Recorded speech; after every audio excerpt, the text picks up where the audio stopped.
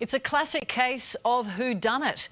Decades-old native trees hacked, poisoned, even cut down with a chainsaw.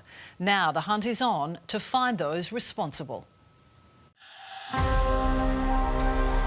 damage is far more extensive than what I thought. It's absolutely appalling. I can't believe that anyone would want this to happen. At Willowy Road in Castle Cove, the views are spectacular. The ridgeline dotted with multi-million-dollar mansions, but it appears the views weren't enough for some. How dare you? How dare you ruin our environment? On Sydney's North Shore, dozens of decade-old trees are dead. Mayor of Willoughby, Tanya Taylor, says the area is the size of 14 tennis courts. It's arrogance, it's a sense of entitlement, it's selfishness at the end of the day.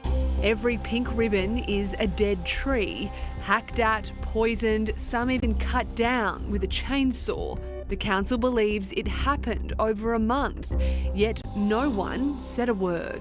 There is development happening, so, if it was happened in conjunction with the noise that was going on, in the area above, then, that may have, subdued the noise that was happening below.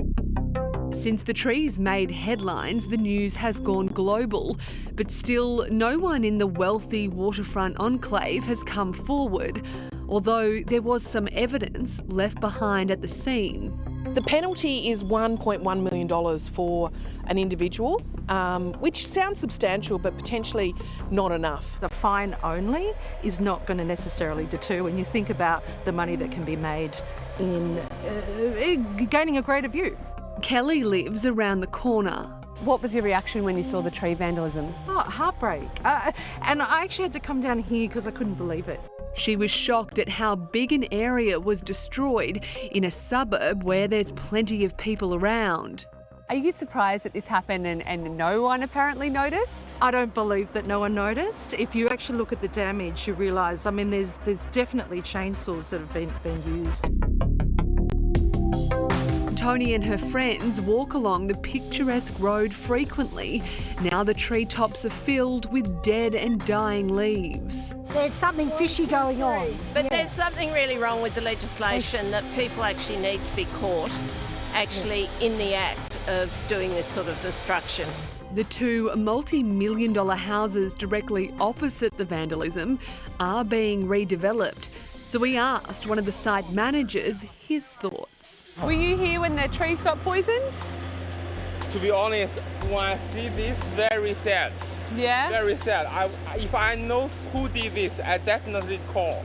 We asked to speak to his boss, who the worker calls.